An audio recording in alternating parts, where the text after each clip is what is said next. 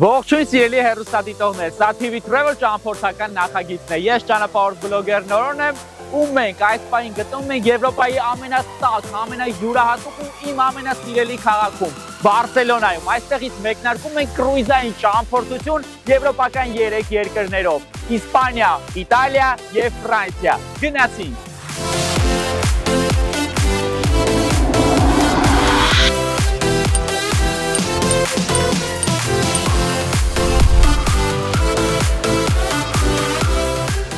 Կրուիզային ճանապարհորդությունները արդեն իսկ բավականին պահանջված ու սիրված են հայերի կողմից, ու դրա ապացույցն է այս ճամփորդության ընթացքում մեծաքանակ մասնակցությունը։ Մեր այս անմոռանալի կրուիզային ճանապարհորդությունը կազմակերպել է Marina Traveling Agency-ն։ Կազմակերպում են անհատական եւ խմբային կրուիզային ճամփորդություններ ամբողջ աշխարհով մեկ, սկսած միջերկրական ծովից մինչեւ էկզոտիկ ուղղություններ։ Եթե ուզում ես ճանապարհորդել առանց հոգսերի ու ստանալ առավելագույն փորձառություն, վստահիր պրոֆեսիոնալներին։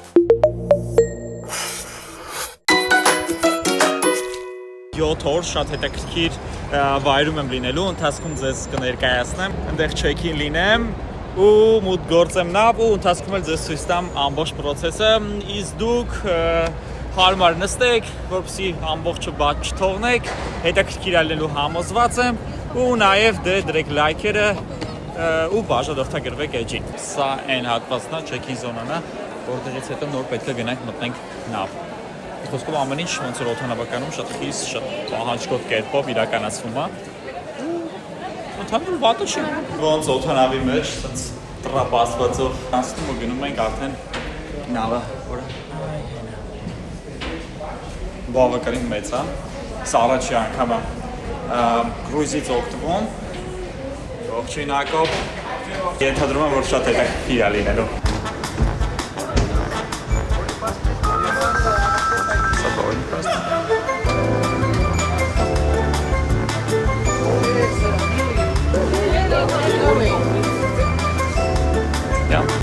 Ինչպես շատ բարձրակարգ հյուրանոցերում, այստեղ եւս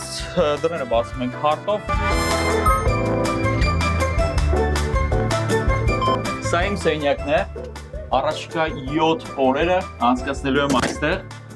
ու շատ հետաքրքիր է, թե ինչ հնարավորություններ ունի այս սենյակը մտես։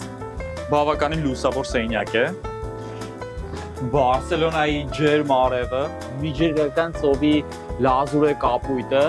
շքեղություն է ուղղակի 7 օր այս տեսարաններով։ Իհարկե փոփոխվող, քանի որ լինելու եմ Իտալիայում, Ֆրանսիայում, հետո վերադառնալու եմ նորից Իսպանիա, կրկին Բարսելոնա։ Կրուիզային նավը իրենից ենթադրում է փոքր քաղաք, որտեղ կենտրոնացած են տարբեր խանութներ, ակվապարկեր, ժամանցի կենտրոններ, ռեստորաններ, սրճարաններ, բարեր, կլաբեր, կազինո մինչև անգամ սպորտային տարբեր հետաքրքիր փորձառություններ, այնպես որ սխ չես հասնում ուղղակի ձանձրանալ։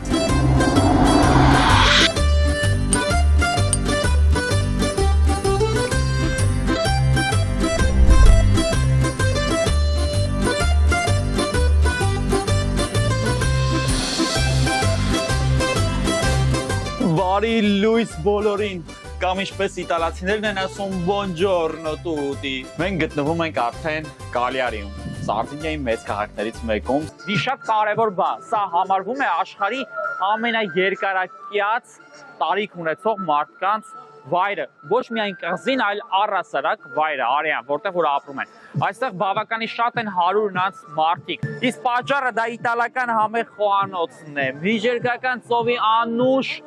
կլիման, մարդկանց ոչ ստրեսային կյանքը, երջանիկ ապրելու այդ կարևորագույն միտքը։ Եվ այս պահին մեր կրուիզային նավը հասել է իր 2-րդ կանգառին։ Մենք Նեապոլում ենք։ Սա մեր հրաշք նավն է, որով ճամփորդում ենք։ Ընդամենը 2 րոպե եւ պիցցան պատրաստ է։ Համեցեք Նեապոլ պիցցա ուտելու։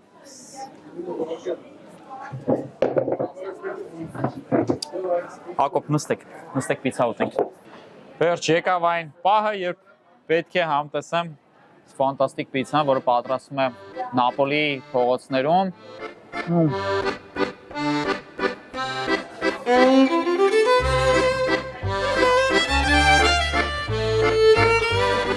Արդեն ինչպես նշել էի, Մարգարիտայի հայրենիքը, առասարակ պիցցայի հայրենիքը համարում եմ Նապոլին։ Ինչու եմ ես սիրում Նեապոլը, որովհետև դու ստեղ քեզ զգում ես իրական ջերմության ու իրական մարդկային հարաբերությունների մեջ։ Երբ որ չեն սառել մարդկային հարաբերությունները եւ մեկը մյուսին դուրսը տեսնելիս բարևում է, ժպտում է, գրկում է, պատրաստ է քեզ հետ հաց կիսել, քեզ հետ խմել, քեզ հետ ժամանակ անցկացնել, մի խոսքով կյանքը վայելել։ Signore, signori, սա TV Travel ճամփորդական նախագիծն է եւ մեր կրուիզային ճամփորդության երրորդ կանգառը աշխարհի ամենահին ու հզոր քաղաքներից մեկն է։ Մենք Ռոմում ենք։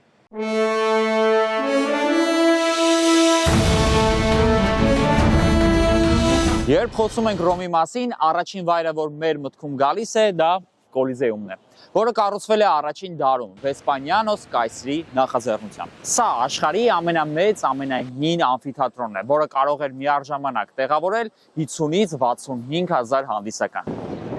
Սա ոչ միայն Ռոմի, այլ ամբողջ Իտալիայի խորհրդանիշն է համարվում եւ ամեն տարի 50-ից 60 միլիոն մարդ գալիս է տեսնելու Կոլիզեումը։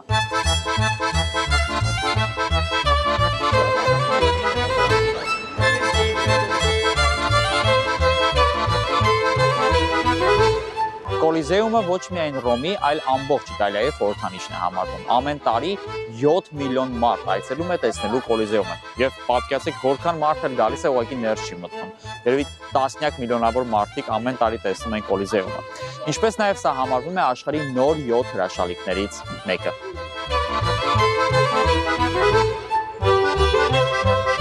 Ռոմի տեսարժան վայրերից է Կոնստանտինոսի հաղթակամարը, որը կառուցվել է 4-րդ դարի սկզբին Կոնստանտինոս Մեծի Մելվյան կամուրջի ճակատամարտում տարած հաղթանակի կապակցությամբ։ Քանի որ մեր ժամանակը շատ սուղ է, այդ իսկ պատճառով չեն կարող մուտք գործել Կոլիզեում, բայց եթե կլինեք Ռոմում, անպայման այցելեք, իսկ տոմսերը գնեք նախապես։ Սա TV Travel ճամփորդական նախագիծն է։ Եվ այս պահին մենք գտնվում ենք Իտալիայի հյուսիսում, Լիգուրիայի ափին գտնվող Ջենովա քաղաքում։ Ջենովան աշխարհին տվել է մարդ, որը փոխել է առհասարակ համաշխարհային պատմությունը։ Խոսքը Քրիստոֆոր Կոլումբոսի մասին է։ Նա ծնվել է Ջենովայում։ Չնայած հետագայում ծառայել է իսպանական թագավորությունում, բայց իրեն միշտ համարել է ջենովացի։ Եվ սա այն վառ փաստն է, որ ծովագնացությունն ու առհասարակ ծովը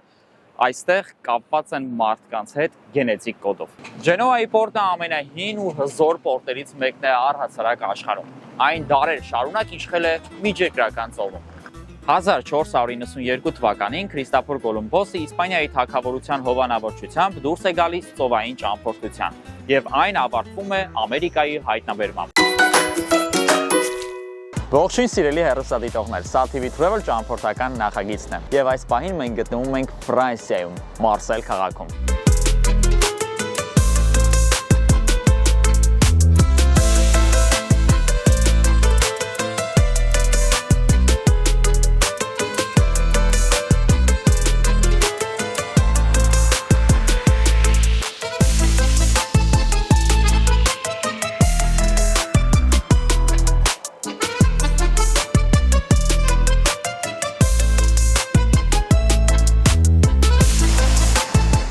Լուանշ, հենց այսպես է կոչվում այս գեղեցիկ հուշարձանը,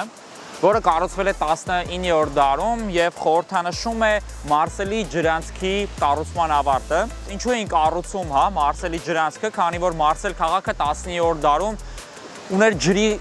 շատ մեծ խնդիր, ջրի պաշարների կրիտիկական մակարդակի էր արդեն հասել, չնայած մոտ լինելով ծովին, բայց խմելու ջուր չունեին եւ այս իրադարձությունը այնքան կարեւոր էր քաղաքի համար, որ կառուցում են քաղաքի ամենագեղեցիկ կառույցներից մեկը եւ որն էլ խորհրդանշում է ջրի մուտքը դեպի քաղաք։ Շքեղությունը։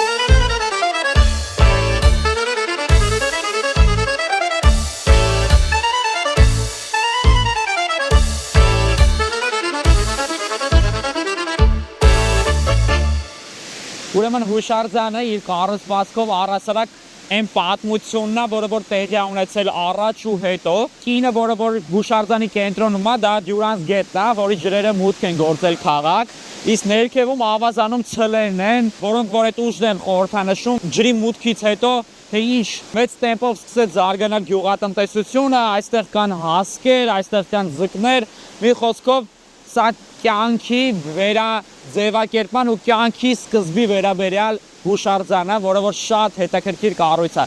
Դա խոսում է նրա մասին, որ մենք պետք է սիրենք ու պահպանենք ջրի ամեն մի կաթիլը, քանի որ դա կյանքի շարունակականության հիմնական պատճառն է։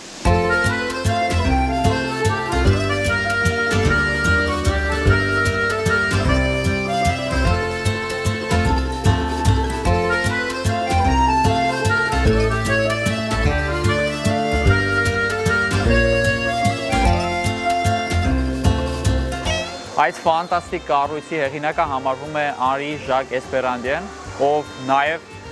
հեղինակել է Մարսելի բազիլիկան, որը գտնվում է այն հերվի բլուրի վրա։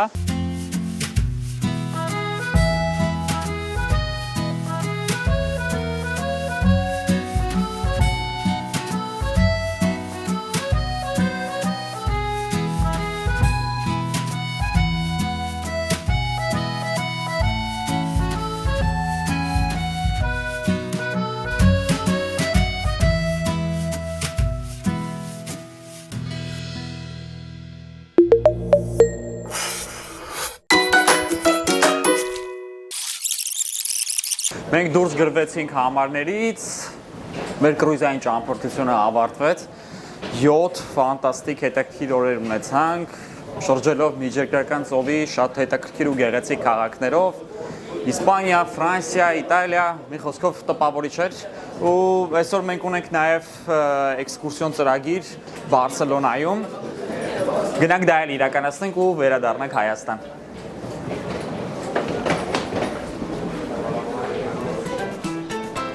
Մենք Բարսելոնայում ենք։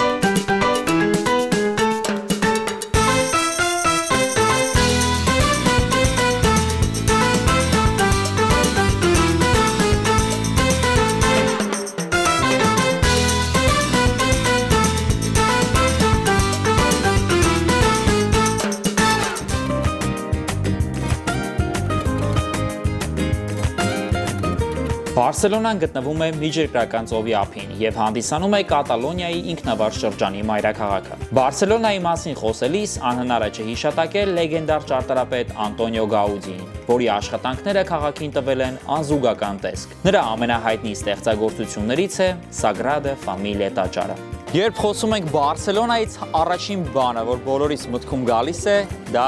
այս ֆանտաստիկ կառույցն է՝ Sagrada Familia, որի կառուցումը մեկնարկել է 1882 թվականին, դե գիտեք բոլորը, Գաուդիի կողմից, եւ այն կառուցվում է մինչև օրս։ Արդեն 134 տարի է Sagrada Familian գտնվում է Բարսելոնայի կենտրոնում եւ շատերին հիացնում է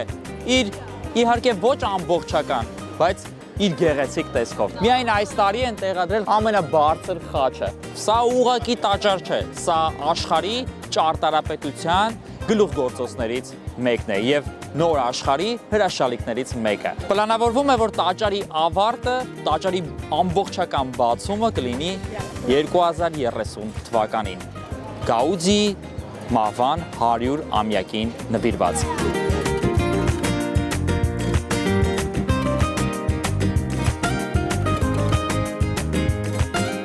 Համոզված եմ, որ ավարտից հետո, երբ դու քաղաքի տարբեր անկյուններից տեսնես Sagrada Familian, միանշանակ ասելու ես, որ սա քո կյանքի ամենագեղեցիկ, երբևէ ամենագեղեցիկ կառույցներից մեկն է։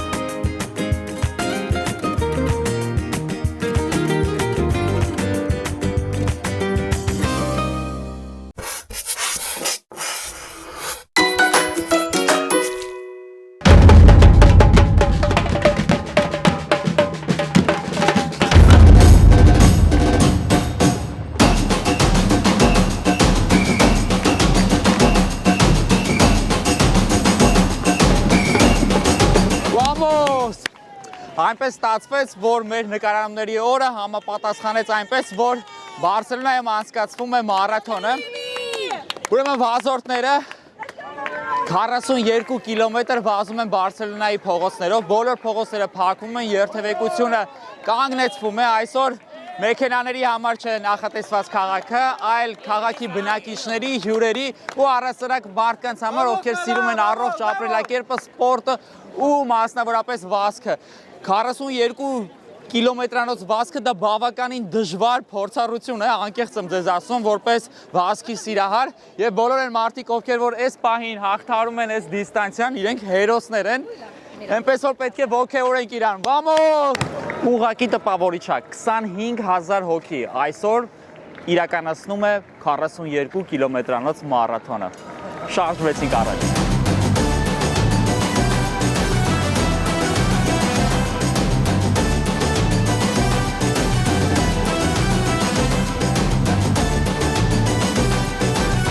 Բարսելոնան ունի գեղեցիկ լողափեր, որտեղ կարելի է միաժամանակ վայելել թե քաղաքային եւ թե ծովափնյա հանգիստը։ Մենք հասանք Բարսելոնիտա, որը որ Բարսելոնայի ամենահայտնի լողափն է։ Առասարակ Բարսելոնայի լողափները շքեղտես չեն ունեցել մինչև 90-ական թվականները։ Մասնավորապես 90 թվականին կառուցվել են այս լողափները շատ գեղեցիկ կերպով, բոլոր իր ենթակառուցվածքներով ու պատճառը 92 թվականին Օլիմպիադան էր եւ որոշեցին քաղաքը ել ավելի գեղեցկացնեն։ Լողափը պետք է քաղաքի զարդերից մեկը լինի։ Այսօր Բարսելոնայի զբոսաշրջությունը կրկնապատկել է։ Այսօր գալիս են լողափից օգտվելու համար, բացի այն, որ պետք է նաև տեսնեն ճարտարապետությունը, ակտիվ կյանքը վայելեն, խոհանոցը, այլ նաև լողափը։ Ամռան ամիսներին ստեղ ուղղակի ասեղ գցելու տեղ չկա եւ եթե ցանկանում ես քո սրբիչը փռել ու հանգստանալ, պետք է վաղ առավոտյան գաս, որպեսզի ունենաս այդ հնարավորությունը։ Ստեղ եռում է։ Սա Եվրոպայի ամենախիտ լողափն է համարվում։ Այս պահին դրսում 13 աստիճան է, բայց ջերմաստիճանը առհասարակ չի խանգարում մարդկանց, Բարսելոնայի բնակիչներին կամ զբոսաշրջիկներին, որպեսզի վայելեն ծովափը։ Ու ինչպես ինքներդ նկատեցիք, ստեղ ամեն անկյունում ինչ-որ մի հետաքրքիր միջոցառում է ընթանում, խաղում են վոլեյբոլ, խաղում են ֆուտբոլ, ջրում սաբբորդինգ, պարագլայդինգ, բարձր ալիքներ են լինում, ստեղ սերֆինգով են զբաղվում, մարդիկ լողում են, մի խոսքով կյանքը եռում է Բարսելոնայում, անգամ մարտի կեսերին, այնպես որ այս քաղաքը ջերմության ու հյուրընկալության մասին է։ Աշխարհի ամենասիրուն մարդիկ են հաճախ ստեղ հավաքվում, հաճախ չէ, ամռան ամիսներին, եկեք ու հիացեք առասարակ կյանքով, Բարսելոնան կյանքի ու առասարակ ջերմության հյուրընկալության մասին է։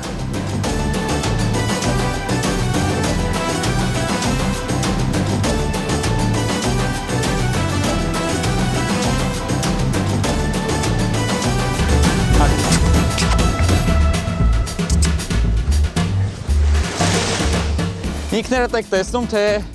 ինչ մաքուր եւ ինչ խնամված է Բարսելոնայի լողափը ու նաեւ ջրի մաքրությանն եմ ցանկանում որ ուշադրություն դարձնեք։ Սա լիարժեք հանգստի վայր է։ Կրուիզային ճամփորդությունից դուրս նաեւ ամրագրել ավել գիշերներ, եթե վերցնեք մեկնարկը Բարսելոնայից, օրինակ կրուիզային ճամփորդության, ավել գիշերներ Բարսելոնայում 3, 4 կամ 5 կամ որքան ցանկանաք ու ձեր հանգիստը համոզված եմ կդառնա մի քանի անգամ ավելի լիարժեք, հետաքրքիր ու անմոռանալի։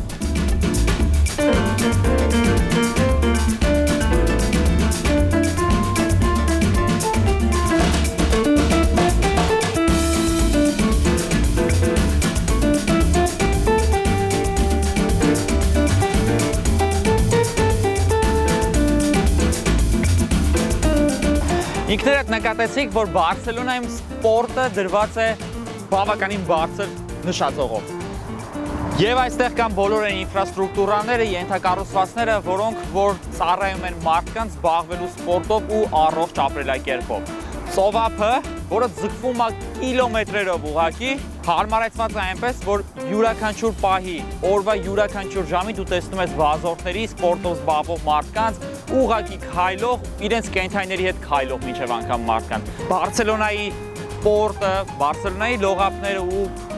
արկա ենթակառուցվածքները, որոնք որ տարածվում են նրա շուրջը, Բարսելոնայի բնակիչների կյանքի կազմակերպման հիմնական վայրերից են։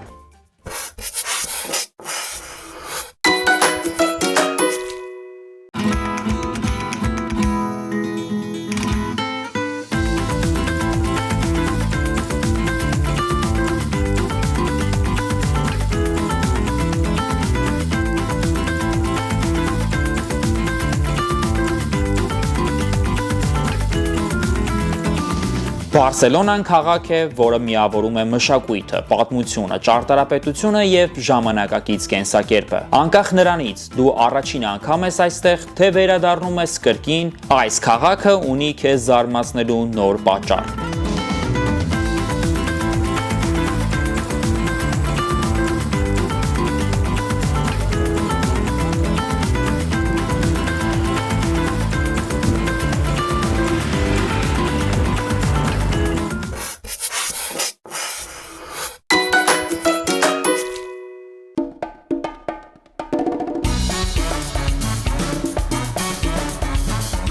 Մեր այս անմոռանալի կրուիզային ճանապարհորդությունը կազմակերպել է Marina Traveling Agency-ն։ Կազմակերպում են անհատական եւ խմբային կրուիզային ճամփորդություններ ամբողջ աշխարհով մեկ, սկսած միջերկրական ծովից մինչեւ էկզոտիկ ուղղություններ։ Եթե ուզում ես ճանապարհորդել առանց հոգսերի ու ստանալ առավելագույն փորձառություն, վստահիր պրոֆեսիոնալներին։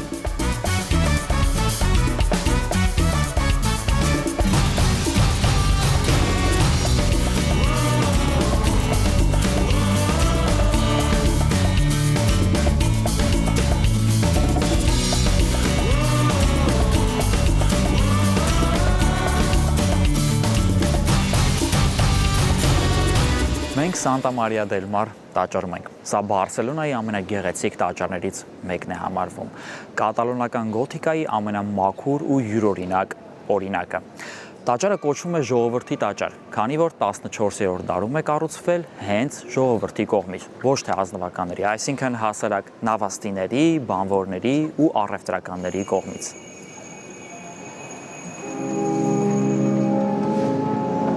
Հասրիկ։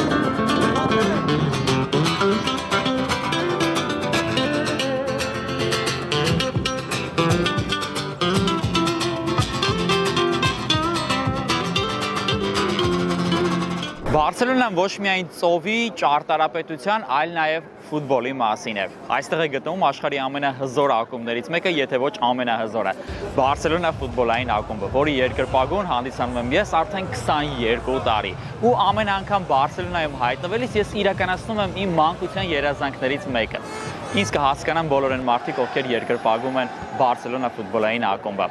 Քաղաքի տարբեր անկյուններում կան Բարսելոնայի ստորեր, խանութներ, որտեղից կարող ես քեզ հետ գնել Բարսելոնայի շապիկները կամ հուշանվերները եւ այսպես շարունակ։ Որոշեցի, որ հաղորդման հենց ընթացքում ինձ պետք է մի նվեր անեմ եւ Բարսելոնայի օֆիցիալ խանութից գնեմ Բարսելոնայի շապիկներից մեկը։ Գնացինք։ Յուրաքանչյուր Բարսելոնայի երկրպագուի համար էսի դրախտ է ուղղակի։ Իհարկե դրախտը կամպնոն է, բայց ժամանակ չունենք որ գնանք։ Բայց այս պահին Բարսելոնայի օֆիցիալ խանութում եմ, մի քանիսը կան Բարսելոնայում, որոնցից մեկը սա է։ Հենց կենտրոնական հրապարակին շատ մոտիկ, Կատալոնիայի հրապարակին, ու որոշել եմ ինձ մի հատ շապիկ գնեմ։ Վերջին ինչ-որ ցանկանում էի արեցի, գնացի շապիկը ու շարժվենք առաջ։